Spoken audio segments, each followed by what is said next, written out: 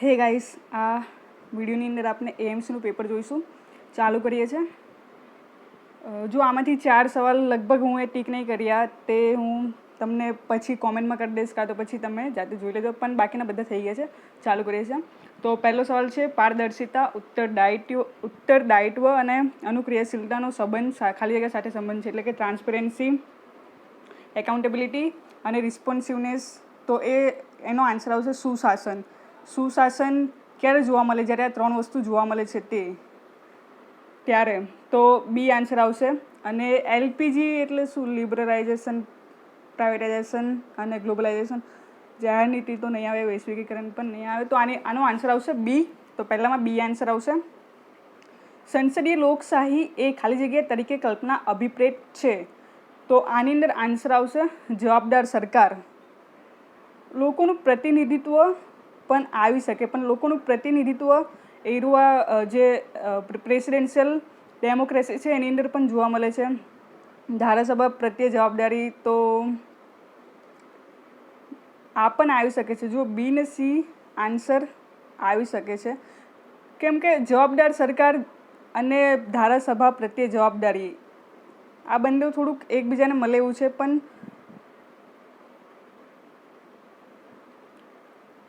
આ બંને સંસદીય લોકશાહીનું જે લક્ષણ કહેવાય એ આપણે કહી શકીએ છીએ. પણ આપણે આનો જવાબદાર સરકાર રાખીએ. ઓકે, તો આપણે બીજાની અંદર બી આન્સર આવશે જવાબદાર સરકાર. ત્રીજાનો આન્સર આવશે પૂર્ણ યોજના બાબતે નીચે પૈકી કયું વિધાન સાચું છે? આનો આન્સર આવશે એ. આ યોજના 14 થી 18 વર્ષની દીકરીઓના પોષણ માટેની યોજના છે. ત્યારબાદ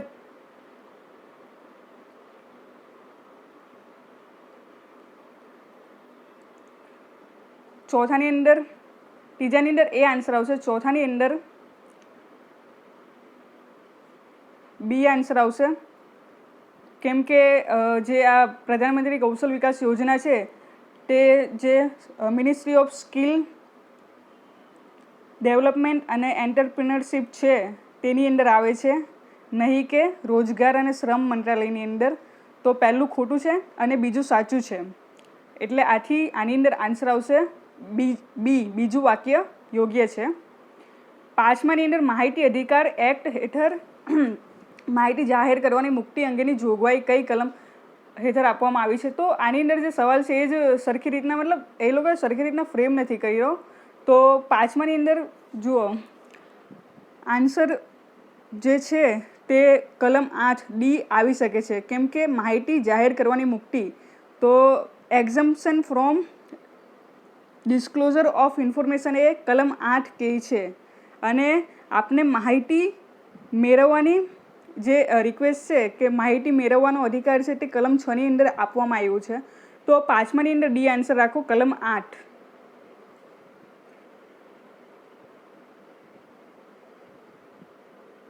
આ છઠ્ઠું નહીં કર્યું એમ.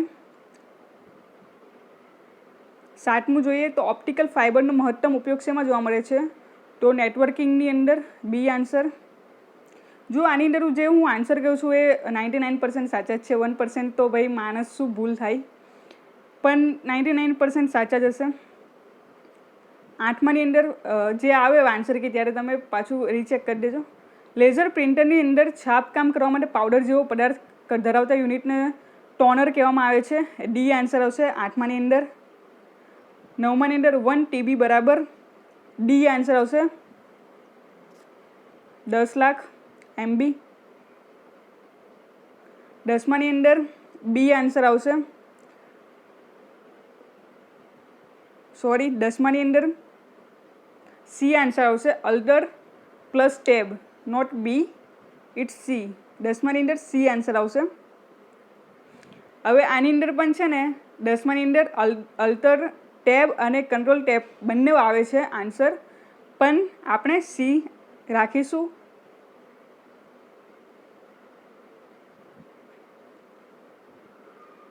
અગિયારમાંનો આન્સર હું તમને કોમેન્ટમાં કહીશ, કેમ કે હું શ્યોર નથી. આની અંદર મારે બુકમાં જોવું પડશે. BCGની રસી કયા માર્ગે અપાય છે? ચામડીમાં, 12માની અંદર સી આન્સર આવશે. રાત્રે બ્લડ ટેસ્ટ માટે તો હાથી પગો આવશે, એ આન્સર આવશે.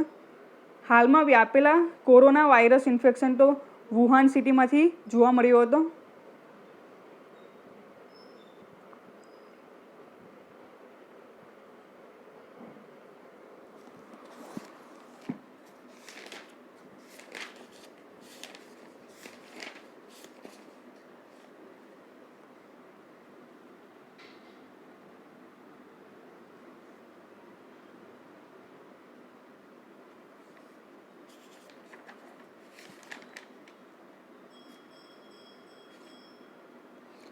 તો આની બાળકના જન્મ પછી માતાનું ધાવન કેટલા સમયમાં શરૂ કરવામાં આવે છે? તો સોરી, જન્મના પ્રથમ કલાકમાંથી જ માતાનું ધાવન ચાલુ કરવું જોઈએ, જેમાં કોલોસ્ટ્રમ જેવો અતિ પોષક તત્વ, ઉચ્ચ પ્રોટીન અને રોગ પ્રતિકારક ઘટકનો સમાવેશ થયેલો હોય છે. તો આની અંદર તો કલાક આપ્યું નથી પ્રથમ કલાકમાં જ, તો એટલે અડધા કલાકમાં આપણે ચાલુ કરી દેવું. એટલે આની અંદર સી આન્સર આવશે. 15માં સી આન્સર. 16માં નીચેનામાંથી કયો પાણીજન્ય રોગ છે? તો ડી આન્સર આવશે, હિપેટાઇટિસ એ. યાદ રાખજો, હિપેટાઇટિસ એ પાણીજન્ય રોગ છે. ORSનો સ્વાદ તો આંસુ જેવો લાગે છે. રાષ્ટ્રીય વાહકજન્ય રોગ નિયંત્રણ કાર્યક્રમમાં કયા રોગોનો સમાવેશ કરવામાં આવેલ છે? તો આપેલ તમામ આવશે. સામાન્ય વિસ્તારમાં કેટલી વસ્તીએ એક ઉપકેન્દ્ર આવેલું હોય છે? તો આની અંદર આન્સર આવશે 5000. 5000 એ સામાન્ય વસ્તી, અને જે પહાડી વિસ્તાર હોય ત્યાં 3000ની વસ્તીએ કરવામાં આવે છે. તો આની અંદર સામાન્ય વસ્તીએ તો બી આન્સર આવશે. મચ્છરદાનીમાં વપરાતી મચ્છર વિરોધી દવા કઈ છે? તો 20માની અંદર સી આન્સર આવશે, ડેલ્ટા મેથ્રીન. વિટામિન એની ઉણપથી કયો રોગ થાય છે? તો રતાંધ્રાપણું. વિટામિન બીથી બેરીબેરી, વિટામિન સીથી સ્કર્વી અને વિટામિન ડીથી રિકેટ્સ. શું લાઇનમાં જ આપ્યું છે. વિશ્વ એડ્સ દિવસ કયા દિવસે ઉજવાય છે? 1 ડિસેમ્બર. પ્રથમવાર સગર્ભા થયેલ માતાને ધનુરના કેટલા ઇન્જેક્શન આપવામાં આવે છે? તો 3 વખત. પહેલા 2 સામાન્ય, ત્રીજો ડોઝ બુસ્ટર ડોઝ હોય છે. હિપેટાઇટિસ બી શેના દ્વારા થાય છે? તો ચેપવાળી સિરિંજ. હિપેટાઇટિસ એ પાણીથી, હિપેટાઇટિસ બી એ જે ઇન્ફેક્ટેડ ફ્લુઇડ હોય છે શરીરનું, કાં તો ચેપવાળી સિરિંજ એનાથી. તો આની અંદર આન્સર આવશે એ. 24માં એ. વિશ્વમાંથી કયો રોગ સંપૂર્ણ રીતે નાબૂદ થયેલો છે? તો 25માં B answer, smallpox. Smallpox એ વિશ્વમાંથી નાબૂદ થયેલો છે. આપણા ભારત દેશમાંથી પોલિયો પણ નાબૂદ થયેલો છે. તો 25માની અંદર બી શીતળા. સ્મોલ પોક્સને શીતળા જ કહેવાય છે ને. 26માં 1 ગ્રામ પ્રોટીનમાંથી કેટલી ઉર્જા મળે છે? તો 26માની અંદર બી આન્સર આવશે. 1 ગ્રામ પ્રોટીનમાંથી 4 કેલરીઝ, 4 કિલો કેલરીઝ મળે છે, અને ફેટ કે ચરબીમાંથી તો 9 કેલરી મળે. આની અંદર પ્રોટીન પૂછેલું છે, આથી બી આન્સર આવશે. 27માં જન્મ બાદ કેટલા સમય સુધી બાળકને ફક્ત માતાનું ધાવન જ આપવું?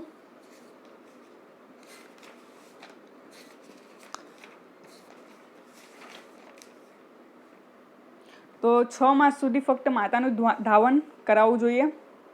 ભારતમાં કયો રોગ જોવા મળતો નથી? Yellow fever. સી આન્સર આવશે. 29મું મેલેરિયા એનોફિલિસ દ્વારા ફેલાય છે તેની શોધ કોને કરી? તો રોઝ. સી આન્સર આવશે. 30માં PMJAY યોજના કયા વર્ષથી અમલમાં આવી છે? તો સી આન્સર આવશે 2018થી. 30માં સી આન્સર આવશે. 31માં એ આન્સર આવશે, CCHFનો વાહક ઇટરડી. 32માં કેટલા કિલોથી ઓછા વજનવાળા બાળકને લો બર્થ વેટ બેબી કહી શકાય? હવે આની અંદર નોર્મલી આપણે જો લિમિટ કહીએ તો 2.5 કિલોથી ઓછા વેટવાળા બધાને આપણે લો બર્થ વેટ કહીશું. તો આની અંદર અઢી કિલો પણ આપ્યું છે, 1.5 કિલોથી પણ આપ્યું છે, 1 કિલોથી પણ આપ્યું છે. તો આપણે ખેવામાં માંગે છે એ ખબર નથી પડી. તો 2.5 કિલોથી ઓછા હોય તેને લો બર્થ વેટ કહેવાય. તો આની અંદર ડી આન્સર કરવો કે સી આન્સર કરવો ખબર નથી પડતી.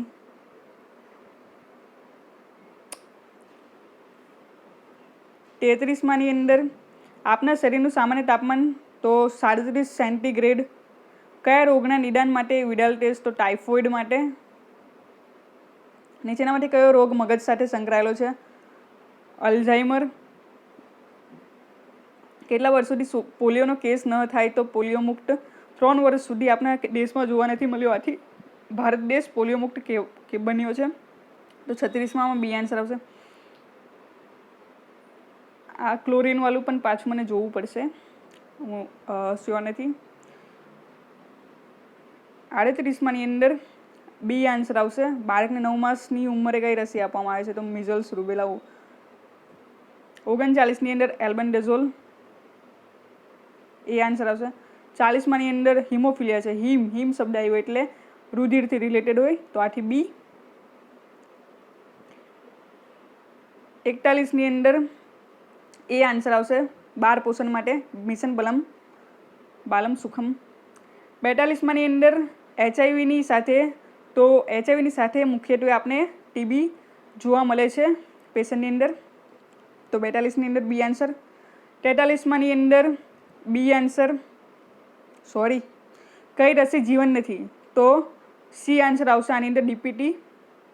બીસીજી જીવન છે, ઓપી જીવન છે. ડીપીટી. 43 અંદર સી આન્સર આવશે. 44 અંદર બી આન્સર આવશે. તમામ પ્રસૂતા. JSSK ના લાભાર્થી કોણ છે? તમામ પ્રસૂતા. અને ચલો કંઈ નહીં, હું તમને PDF મોકલાવી આપીશ કે કઈ કઈ સેવા મળે છે તેની હું સ્ક્રીનશોટ લીધો હતો. ગાજરમાંથી કયું વિટામિન મળે છે? તો ગાજરમાંથી વિટામિન કે મળે, વિટામિન બી મળે. તો આની અંદર વિટામિન કે નથી આપ્યો, તો વિટામિન બી આન્સર આવશે. બી. 46 ART સેન્ટર પર શેની દવા મળે છે? તો એચઆઈવીની દવા મળે છે. 46માં સી આન્સર આવશે. હિપેટાઇટિસ એ શરીરના કયા અંગને અસર કરે છે? લીવર પર અસર કરે છે. લીવર નથી આપ્યું. યકૃત. બી. લીવર એટલે યકૃત કહેવાય.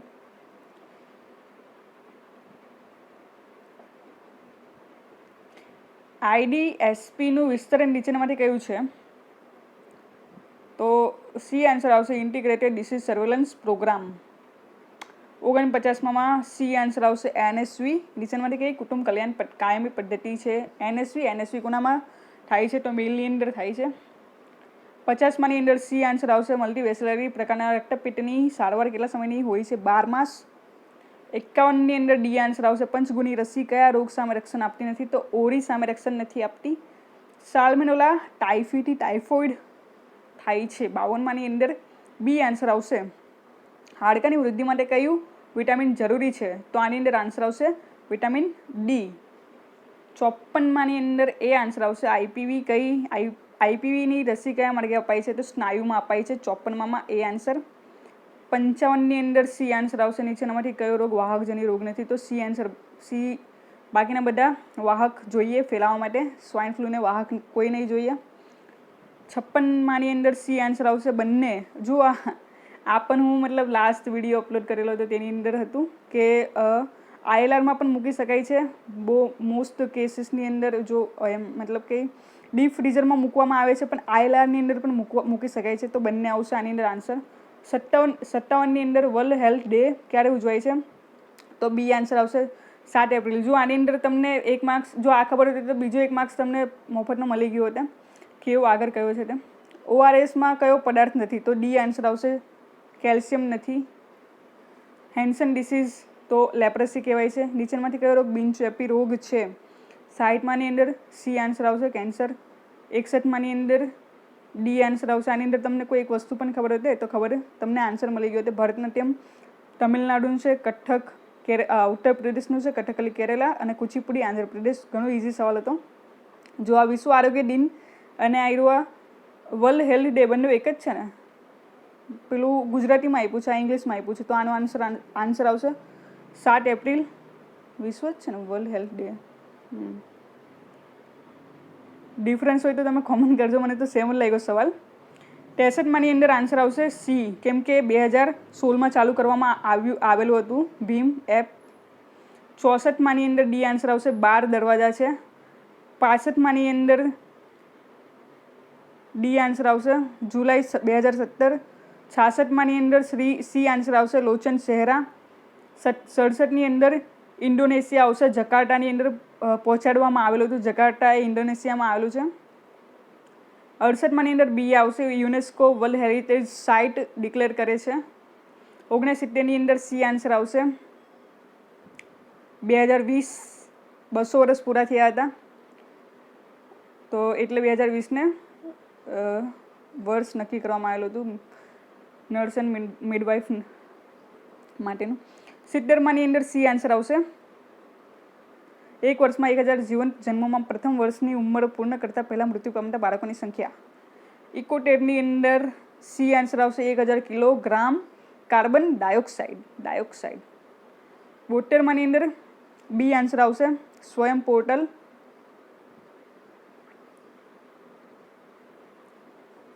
73માં બી આન્સર આવશે 72.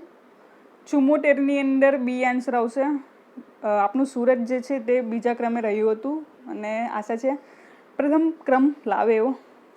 75ની અંદર બી આન્સર આવશે તાનારીરી જે છે તે વડનગરના હતા, બંને બહેનો હતા. તો આ આપણે જોયું અને ઓલમોસ્ટ સવાલના આન્સર તો હું એ રીચેક કરીને જ જે સોલ્વ કર્યા છે, તો એની અંદર કોઈ ભૂલ થાય એવી મને આશા ઓછી છે. તો પણ આપણે ભૂલ હોય, તમને શંકા હોય તો આપણે કોમેન્ટ કરી લેવી, કેમ કે માણસ મશીન ભૂલ કરી શકે તો માણસ છે તો કરી જ શકે. તો થેન્ક યુ વેરી મચ. અને મને ખબર નહીં હતી આની એક્ઝામ ક્યારે છે, બાકી જે મારી પાસે બુક છે એની અંદરથી ઓલમોસ્ટ મતલબ પૂછાયું જ છે. મને એમને અફસોસ થાય છે કે હું એ જે હમણાં સિરીઝ ચાલુ કરેલું હતું પાર્ટ 1 કરીને આગળ કેમ નહીં વધાવી. પણ ચાલો કંઈ નહીં, સવાલ તો ઇઝી જ હતા, બહારનું વધારે કંઈ આવ્યું નથી, સિલેબસની બહારનું કે ડીપનું કંઈ પૂછાયું નથી. તમે વાંચ્યું હશે, કશે ને કશે વાંચ્યું જ હશે, પેપર સોલ્વ કર્યા પણ હશે, કાં તો મારા જો બધા વિડીયોઝ જોયા હોય કે કાં તો કોઈના પણ વિડીયોઝ જોયા હોય તો તમને પેપર ઇઝી જ લાગ્યું હશે. તો થેન્ક યુ વેરી મચ. આશા છે તમારા બધાના પેપર સારા ગયા છે અને બધાનું સિલેક્શન થઈ જાય.